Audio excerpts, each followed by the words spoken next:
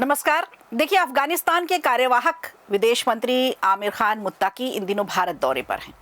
मुत्ताकी 9 से 16 अक्टूबर तक भारत में ही रहेंगे और ये माना जा रहा है कि भारत और तालिबान के बीच अब नए सिरे से रिश्तों की शुरुआत होने जा रही है। रिश्तों की नई इबारत लिखी जा रही है। अब भारत भी यही चाहता है कि पड़ोसी देश तालिबान के साथ नए सिरे से कूटनीतिक संबंधों पर बातचीत हो, बात आगे बढ़े। तो जाहिर सी बात है कि आमिर खान मुत्ताकी के आने से भारतीय प्रतिनिधियों के बीच व्यापार की बात होगी, इंफ्रास्ट्रक्चर पर बात होगी, बॉर्डर सिक्योरिटी पर सबसे ज़रूरी चीज़ है उस पर बात होगी और ये सब बातें जो है नए सिरे से होंगी। आमिर खान मुत्ताकी विदेश मंत्री एस जयशंकर और राष्ट्रीय सुरक्षा सलाहकार अजीत डोभाल से भी मुलाकात करेंगे। इसके पहले तालिबानी विदेश मंत्री का हेल्थ चेकअप भी प्रस्तावित है। तो 7 दिनों का भारत का उनका ये दौरा बहुत खास रहने वाला है और इस दौरे में भारत और अफगानिस्तान में नए शासन के बाद आए गतिरोध अब दूर होने की संभावना दिखाई पड़ रही है। तो अब हमें ये समझना होगा कि आखिर भारत क्या चाहता है तालिबान से। देखिए, 15 अगस्त 2021 की बात करें तो तालिबान ने जिस तरीके से अफगानिस्तान की सत्ता में काबिज हुआ था वो हम सब ने देखा और तब से लेकर अब तक तालिबान का ही वहाँ पर राज है। यहाँ अब इनकी सरकार चलती है और अब अफगानिस्तान के विदेश मंत्री आमिर खान मुत्ताकी की भारत यात्रा चर्चा का विषय बनी हुई है। शुरुआती दौर में भारत समेत दुनिया के तमाम देशों ने तालिबान सरकार को मान्यता देने में कोई जल्दबाजी नहीं दिखाई और उसके साथ राजनयिक संबंध बनाने से भी परहेज किया। लेकिन धीरे धीरे वक्त बदला और कई देश आगे आते गए और तालिबान के साथ उनकी बातचीत शुरू हुई। यहाँ तक कि चीन जैसे देशों ने भी काबुल में अपने दूतावास खोल दिए। आज ये चर्चा हम इसलिए कर रहे हैं क्योंकि अफगानिस्तान के विदेश मंत्री आमिर खान मुत्ताकी इस समय भारत दौरे पर हैं और ये दौरा उनका बेहद खास है। जियोपॉलिटिकल नज़रिए से भी अगर समझा जाए, देखा जाए तो ये दौरा उनका बेहद खास है।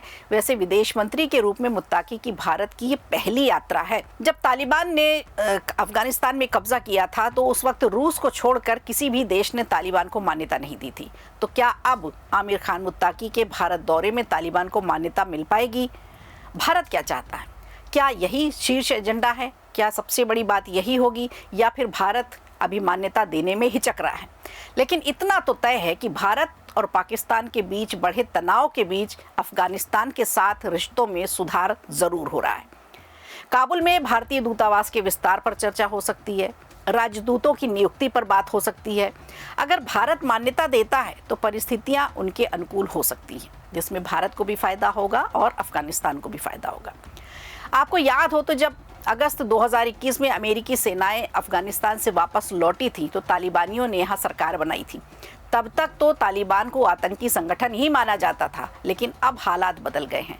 अब भारत सरकार तालिबान के साथ कई मोर्चों पर बातचीत की पक्षधर भी है। भारत के कई प्रोजेक्ट ऐसे हैं जो तालिबान में हैं, जिन पर करोड़ों रुपए का निवेश किया गया है। भारत सत्ताधारी गुट से राजनयिक संबंधों का पक्षधर हमेशा से ही रहा है। तो क्या हो सकता है दोनों देशों के बीच इस मुलाकात का एजेंडा? चलिए इस पर भी एक बार बात कर लेते हैं। देखिए, पहली बात तो ये है कि भारत ने अब तक तालिबान सरकार को मान्यता नहीं दी है, लेकिन अफगानिस्तान से बेहतर संबंध भारत चाहता है। काबुल में भारतीय दूतावास के विस्तार का मुद्दा जोर पकड़ सकता है। लंबे अरसे से दोनों देशों में दूतावास के विस्तार की बात अटकी हुई है, ये बात आगे बढ़ सकती है। और दूसरी बात यह है कि भारत हमेशा से अफगानिस्तान से आतंकी गतिविधियों पर लगाम लगाने की मांग करता रहा है लंबे समय से। तालिबान में आतंक का मुद्दा अब भी उठ सकता है। भारत क्षेत्रीय सुरक्षा यानी बॉर्डर सिक्योरिटी पर भी जोर दे सकता है। अब और तीसरी बात यह है कि भारत ने अफगानिस्तान को 2021 के बाद अरबों रुपए की मदद भेजी है, राहत सामग्री भेजी है, रोजमर्रा की जरूरी चीजें भेजी हैं। तालिबान में गरीबी देखिए जो अपने चरम पर है। जब से अफगानिस्तान युद्ध की आग में झोंका गया था तब से वहाँ की बुनियादी चीज़ों पर बहुत ही ज़्यादा मुश्किल घड़ी रही अफगानिस्तान के लोगों के लिए। तो भारत ने आर्थिक तौर पर भी काफ़ी मदद की। और चौथी बात यह है और सबसे ज़रूरी बात यह है कि जो आमिर मुत्ताकी के साथ होनी चाहिए वो है तालिबान में लड़कियों के भविष्य की, लड़कियों की शिक्षा की, जो कि अधर में है। उन्हें हायर एजुकेशन तो छोड़िए, स्कूली शिक्षा से भी वंचित रखा गया है। तो भारत इस पर बात ज़रूर करेगा, लेकिन ये तालिबान है, शरीयत से चलता है। और अब बात करते हैं भारत अफगानिस्तान के बीच व्यापार की, जो सबसे बड़ा मुद्दा है। तो भारत वहाँ की आबो हवा को देखते हुए यहाँ से गेहूँ भेजता है, गेहूं के साथ साथ कई अनाज भेजता है, फल भेजता है, दवाइयाँ भेजता है। अभी भारत मानवीय मदद के तौर पर अफगानिस्तान को राहत सामग्री भेजता रहा है। लेकिन व्यापारिक तौर पर कूटनीतिक संबंधों पर चर्चा अभी बाकी है और ये जो मुलाकात होगी इस पर ही, ये 7 दिन के दौरे पर इन सब चीज़ों पर चर्चा होनी है। इधर भारत और पाकिस्तान के बीच तनाव अपने चरम पर है।